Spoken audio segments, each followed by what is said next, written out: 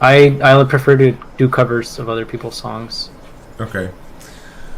Um, having thought about it some outside, I'm actually leaning towards ISTP, I think.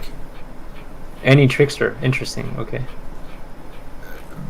And the thing is, even though it's a lot of SI, it's also better TI than, it's like equivalent to mine. What makes you say that? Well, he and I both got lost at the same spot when you kept going on. We both got lost at the same spot, and we both had no problem Right. with the next one. Yeah, so if he was dominant TI, then You think it would be a little bit better? Well, it could be. We didn't test the middle ground between the super long one and the medium long one, right? right. So we didn't test that middle ground. You'd think it would be maybe a little better. But look, tool function TI, it's worse in that it doesn't know when not to use it. It's less nuanced. It's not necessarily that much less capable of raw processing, and mine's pretty polished. Mine's pretty practiced. So, Well, I don't see SE. Where are you seeing SE Tool though? well, look at all the shit he's doing. He's mariachi banding. What else you got going? You're a programmer. You're another programmer. You're mariachi but you've said banding. yourself that like having eighth slot SD can come out as like if I remember correctly, You like are not an NeTi. No. There is zero chance you are an NeTi. okay, that's so interesting because I've been typed as that like consistently by a lot of people. People who have no idea what extroverted intuition is. And okay, so I do have like a rebuttal to that is that like if you were to ask like all my friends like sort of like what's like my temperament like, and they would say like, oh, like Max is just like he can be super like a clown kind of like he'll just be like super spontaneous and he'll just like say whatever comes to his mind. Okay, fine. So but like I've never seen that. Let me ask you a question. Any fourth spot. Let me ask you a question. I've got a new product that I just made, okay? Mm-hmm. It's one half is a beekeeper's hat to keep bees off of you. Mm-hmm. And the other half of it, sticking out of the side of it, is it's a marching band thing that attaches to a tom, so you can play the tom drum while wearing your beekeeper's hat. Now, I need to think of some names for this new product of mine. The only one I can come up with is beekeeper's hat attached to a tom drum. But they say in marketing that that's not going to sell any product. Can you help me come up with some names for my product that'll be snappy and that'll sell that product? Beat, because it's like a B with a hyphen T. Beat. Okay. Because it's a beekeeper's hat and you're keeping the beat because it's just a drum. That's a great That one. would be like. What else? What else you got?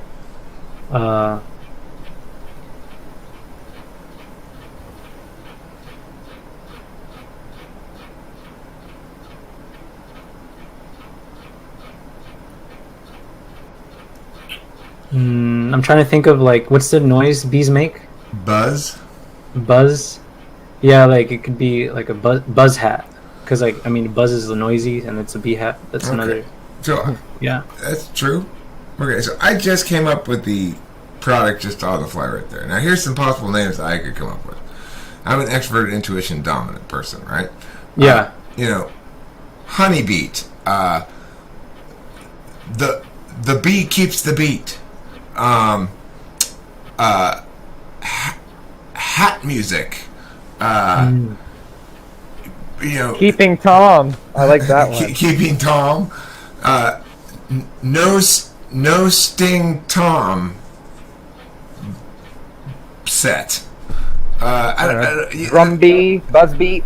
Yeah, I don't know. I come up with infinite numbers of them in theory. Yeah, I could see that. Yeah, I could see both of you guys actually too, because and also need two slot. it's like on the poem thing, right?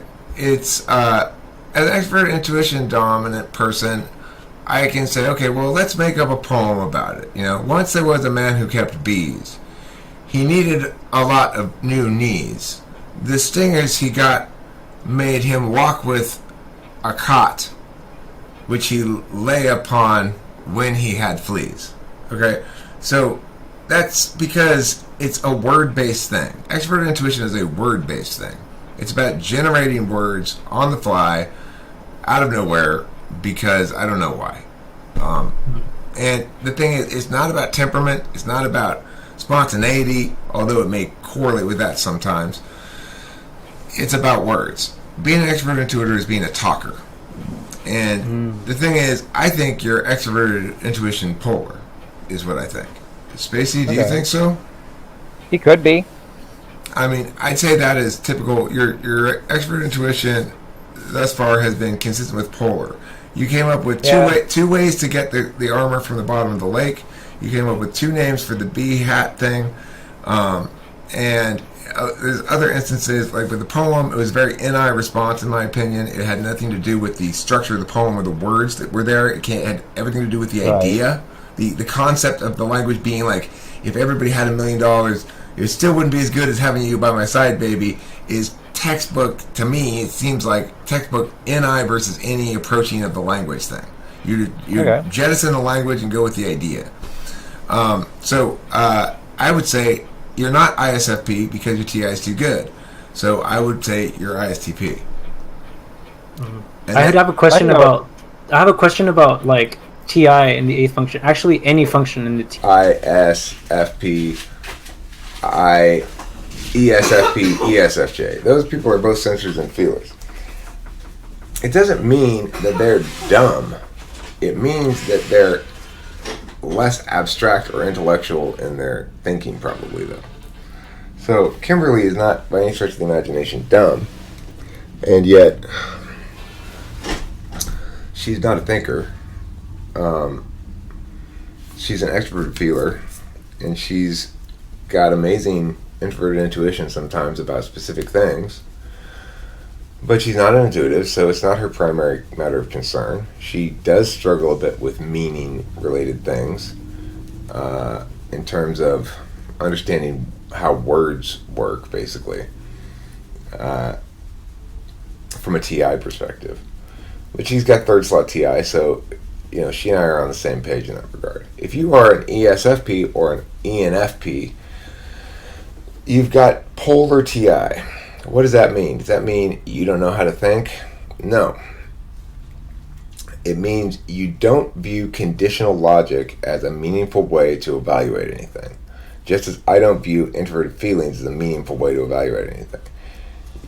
This woman says, well, I don't know if I'm an ENTP or just a caring ENFP. ENTPs don't care. That's that's kind of our number one defining trait. Now, the thing is, it's super misleading to say that.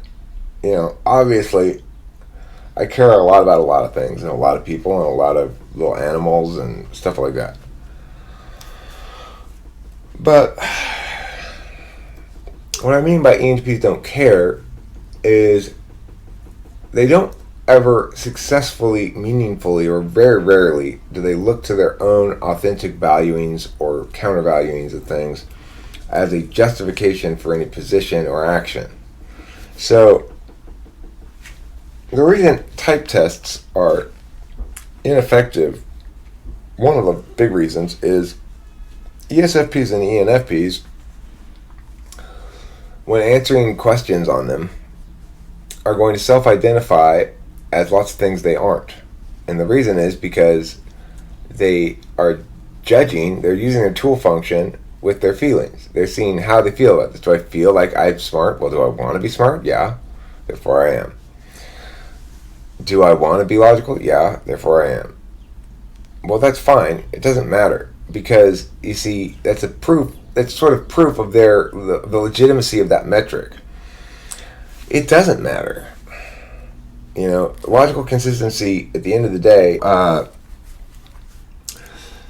thing about ENFPs is, the thing to note is the dramatic difference that intuition makes. Because they're intuitives, unlike ESFPs, they have a high degree of openness in the Big Five sense of the word.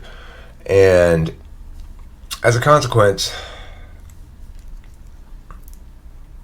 they're less attached to their tool function. For the ESFP, they're extremely attached to their tool function. It's all about what they feel at the end of the day. And since they act in the physical world, they act out their feelings rather than the metaphysical world. They don't make meaning about them as a nature. Then the meaning that is implied by the feelings becomes the only meaning.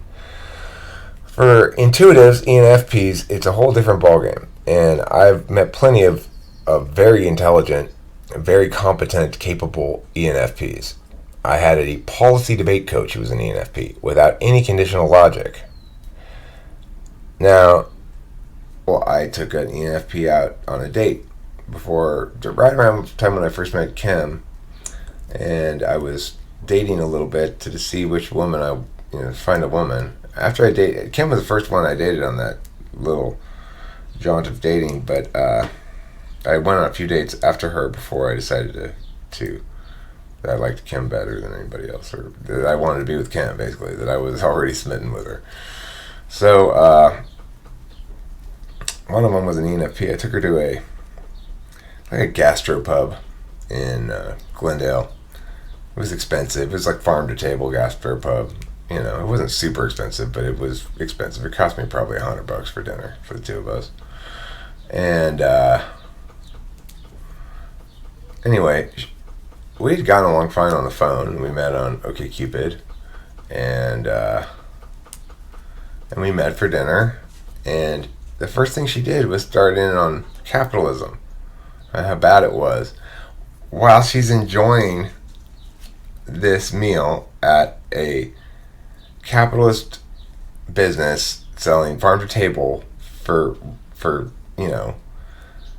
smug urbanites, being paid for by me, a small businessman who is able to pay for it because of capitalism, and who's a corporation himself, and then she's going off on corporations, and I was just like, do you even have a definition for wealth? And she's like, what? Do you have a definition for wealth? Well, what do you mean?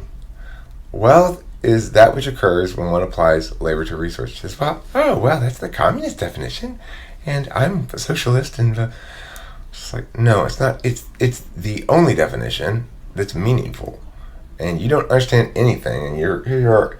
We got in a fight like instantly, right? Well, from her perspective, it doesn't matter that her positions make no sense at all, because she's feeling the injustice of inequity. She's not experiencing it probably, but she's feeling it. So she's reading about other people. She's reading stuff like the income gap or the wealth gap, and she's assuming that there's a big pile of money someplace that the government hands out, and that they're handing it out unfairly. Of course, it doesn't work like that, but that's the risk of ENFPs who are allowed to ideate without any pushback. So if you think you're just a really caring ENTP, then you are an ENFP probably.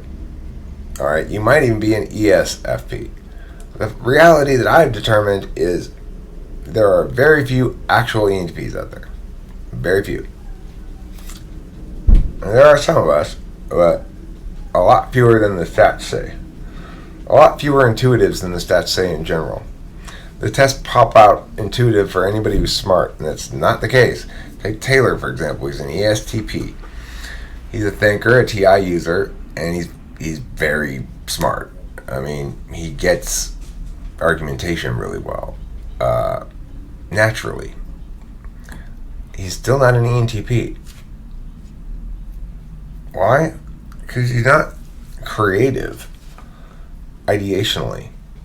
He doesn't think it's worth his time to create a whole universe of characters with lots of little blah, blah, blah, blah, blah. So that's kind of an NE thing. And at the end of the day, it's in ways that'll help us to make distinctions.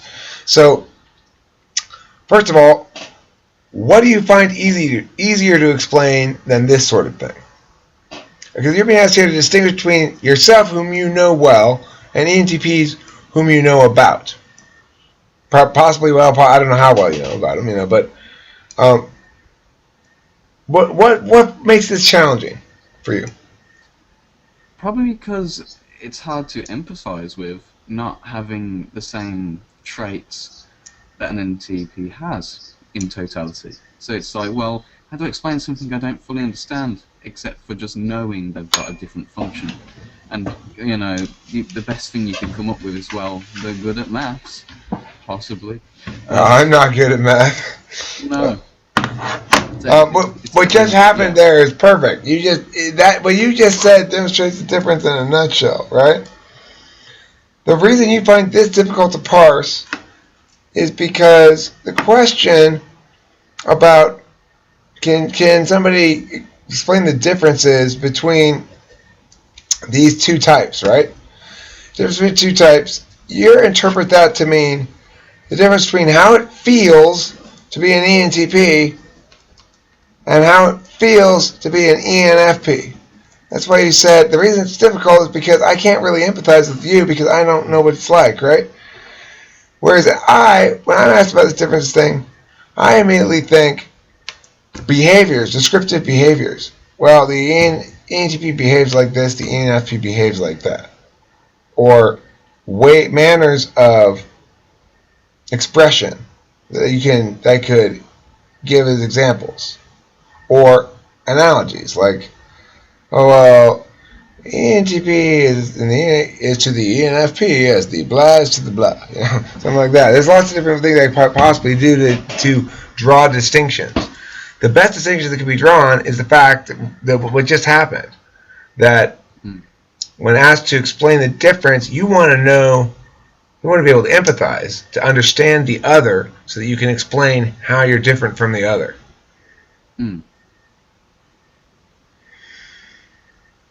These in the mix, they're very detached from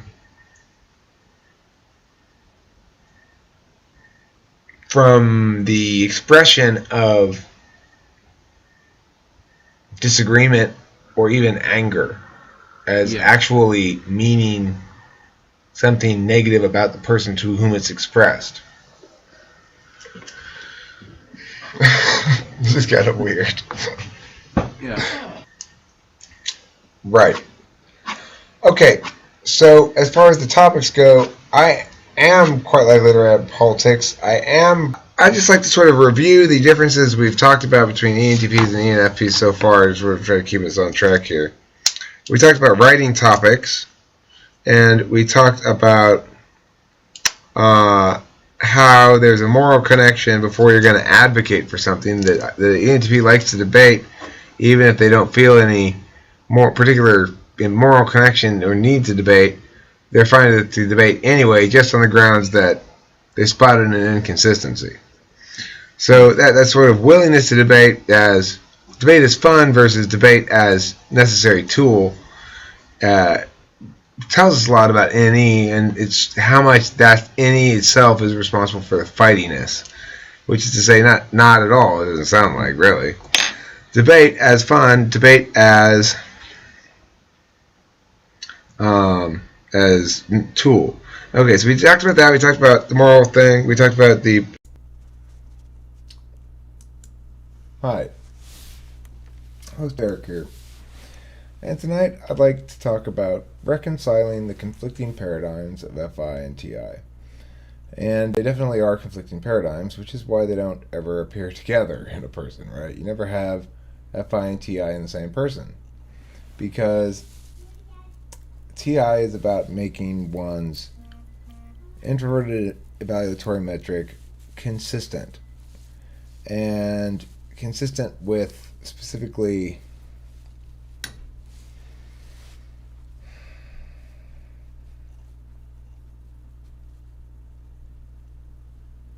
communicability more than anything else. It's consistent with communicability.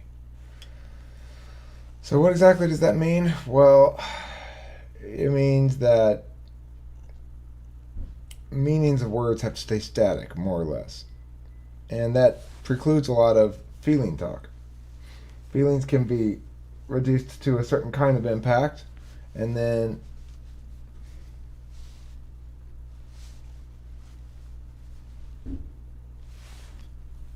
factored into equations. But beyond that, it seems to a TI person that not be used to justify behaviors or actions or thoughts or words or anything like that. So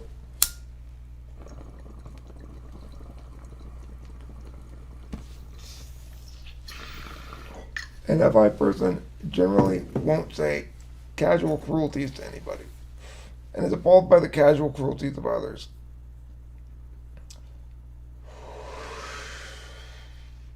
FE people see expressions of feelings as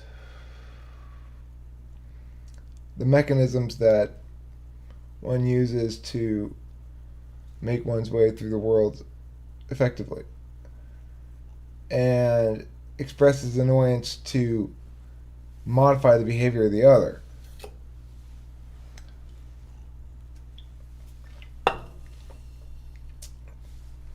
FI people express annoyance because they're annoyed. In this regard, having FI in the blind spot is kind of more like FI than having it someplace else, perhaps. Because a lot of times I'm expressing my moods not knowing it, or at least historically, although that may be changing, but not knowing the mood I'm expressing, not knowing the purpose of it, not knowing why I'm behaving the way I'm behaving. Because to know why you're behaving the way you're behaving means knowing what you want. Knowing what you want means knowing how you feel about things.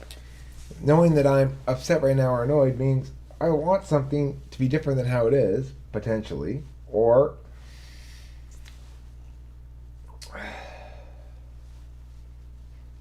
I mean, that's the thing. I don't know what it means. I have a lot of trouble with that. I don't know. So what happens then is a TI person, TIFE person, especially a TI heavy TIFE person, will tend to use the stick form of FE, which will be perceived as legitimate personal attack by an FI person. And therein lies the conflict, because we're using a mechanism that's designed to modify others' behaviors in ways that FI people find appalling. They find it appalling because you're messing with people's actual feelings to modify their behavior, and that's not okay. Well, this is a fundamental conflict of values between FITE and FITE and FETI. So this kind of rule is because I myself need infinite second chances. I'm always fucking up. It's what I do. So it makes sense for a TI heavy FETI person to want to prioritize forgive and forget, move on. One of my more noble traits is that I do not hold grudges. I forgive. I don't forget, but I move on. I don't care usually after a certain amount of time, unless it's a really bad betrayal. Obviously, I can't forgive and forget infidelity or something like that. Or my ex-boss, who fucked me really bad. Or tried to. Unsuccessfully fucked me really bad. Anyway, it's not an outcome-based thing. It's a principle-based thing. And that's the other thing with FETI, right? FETI cares about the why and the how and the words surrounding a given thing as much as they care about the thing itself. So if I'm being tasked with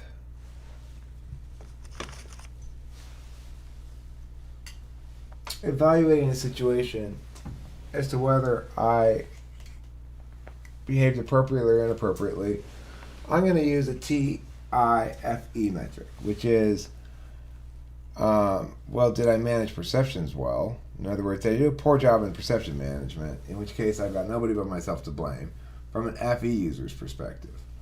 And that's the problem, right, is that I'm doing a bad job of managing perceptions. How long can you sustain that? And that I do not know the answer to. Because, like anybody, we are all subject to our own emotions as well, even ENTPs who are less so than anybody else. Maybe ESTPs are the same. I don't know. But less so than anybody else, I mean they're less sticky in time So I will totally forget how bad you made me feel pretty quickly. Even if you made me feel really bad. Probably. unless it violates one of my little rules or something, in which case I might stay fussy about it for a while. I don't know. It depends. I don't know. I don't know. That's the thing. I don't know. I don't know if what I said is true or what. I just don't know. I don't know anything about my feelings. I genuinely don't know anything about them. How ridiculous is that? What the fuck are you supposed to do with that? Kitty, don't even think about it. You go outside. If you gotta go to the bathroom, you go outside. Come on. Outside, Kitty. Outside. Yep. Yep. Yep. Yep. Yep. Yep. Go out there. Go out there. Go. Yeah. Go.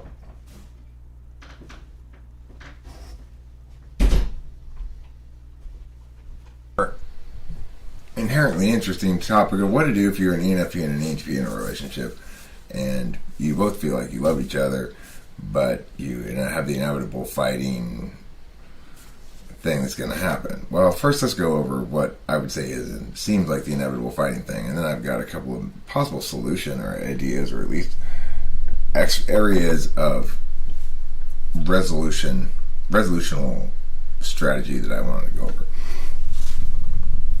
So the problem is, of course, half the time ENTP and ENFP are going to feel like they are soulmates, and the other half the time they're going to feel like they are enemies. And the reason is, if you get two NE-DOMs together and they're not engaging their tool functions, which is certainly possible. So an NE-DOM can engage just on any SI, any SE, without really engaging the tool function at all. In other words, if I'm making a bunch of jokes, I'm not really using TI. Same thing with an ENFP. And if we're making up a poem together, not really using TI or FI. But the problem is, when there comes a point in dispute, the tool function then really comes into play. You're no longer just playing together with extroverted intuition. Now you have a problem that needs to be resolved. And naturally, you each go to your tool functions. If they're in agreement about something, then fine, it doesn't say a problem long. But if they're in disagreement about something, there's little way out of it, because they are mutually exclusive of each other in that regard. And TI will say, here are some words that mean specific things, and consistencies and inconsistencies will allow us to adjudicate this matter decisively and determinedly. And the FI user will say, no, things are more complicated than that. You're being so black and white. In fact, there are lots of nuanced feelings involved, and just because I said that doesn't mean I meant exactly what you say those words mean. I meant what I meant, and I just used those words to try to approximate what I meant, and what I mean is different than what I say. So that's going to cause a lot of problems for the ENTP, who will basically have a position of, it is not okay for you to mean something other than what you say. So this is going to cause endless amount of fighting. The ENFP is going to be like, it's not okay for you to prioritize words and definitions and black and white thinking over the authentic, nuanced, unique realities of each individual human being or something. Who knows? TI is too much. Using TI too much as a framework is to say, I'm insisting on communicative legitimacy and ignoring the fact that there are underlying realities which exist despite and concurrent with the linguistic realities. So ENFP, ENTP is an odd one also, because ENFP is accustomed to taking metaphysical action. They're used to the currency of the metaphysical realm, which is NI. It's ignoring. They value it, the truth. But it's important to remember the truth is not the same thing as the logically consistent or the deductively valid or whatever. The truth has a synergistic quality to it, which makes it almost deductively invalid. And so for the FI user, its inherent value, or its worth, preciousness is a good word for it. What is precious to the FI user? If the FI user is going to be justifying things on the grounds of preciousness, that also includes put yourself in the other person's shoes and see how they'd feel, and if see how you'd feel if you were experiencing what you're doing to them. For example, one of the reasons why ENTPs yell at people is we're FI polar. We do not habitually put ourselves in the other person's shoes. We put ourselves in the universal shoes. Namely, is this behavior universally legitimized? Is it legitimate to universally? Is it universally legitimate to critique this sort of behavior, or is it not universally legitimate? He wants to turn your feelings into something that can be negotiated. All right, well, you feel bad about this, so how about you do this to make me feel bad, and then we'll be even. We'll be fine. But you don't want to do that. You want to go like feelings, and then he's going to go like, okay, so is that fair to me? Or are you just venting? Or are you just being negative? Or what the fuck? Are you trying to be fair? Do you care? You're going to be like, see, an FE again. Here's an FE person. That's not FE, that's TI. You're polar to it, so you don't recognize it for what it is. I'm sure Chris can handle plenty of FE insensitivity. He probably can't handle FI insensitivity very well. If you're actually hurting his feelings, then you've got a problem. If you're weaponizing your FI tool, you got a problem. For sure, the relationship's going to have problems. Because you're hitting him in his polar, and there's nothing you can do about it, and he's just going to sit there, and eventually he'll try to win all the battles, is what will happen. I mean, if you're hitting him in his polar, he'll work hard to try to win all the battles, even if there are battles he never makes any progress on. And the thing is, I don't know exactly how it works for ENFP, but for ENTP, he's ideating out all the possible different ways he can successfully resolve these things. If you're being stubborn, then he needs to win those battles. He's feeling like, okay, I need to break her on this. Like, she's not acknowledging what's subjectively so. She's not working with me. She's not being cooperative. She's being stubborn and FI, and she's not looking for a fair conclusion. She's being stubborn. She's being stuck to this one thing that she holds as highly valuable, or weighted more than it ought to be, and she can't justify that weighting at all with any sort of rationales. And I can't negotiate with her because it's the end in itself in some sense, but she's using it instrumentally. See, I mean, I don't really get ENFPs well enough to sort of give you a lot of advice, but I guess the advice is mostly to Chris then. You're going to have to describe everything that's happening all the time and agree on the description of what's happening, and then set aside the normative questions till after the description of what's happening has been agreed upon. You got to agree upon a set of facts. If you can't agree upon a set of facts, then you're never going to get anywhere in the interpretation battle. So, and that's going to be a challenge, possibly for ENFP. I don't know if ENFPs particularly like facts to be agreed upon, because that means, okay, words have to mean specific things now. They're not just gestures that I'm making to represent my feelings. They are what I mean, and that's the core conflict between ENFP and ENTP. ENTP is all about words mean things. People don't. And ENFP is all like, people mean things, words don't. So that's a big conflict.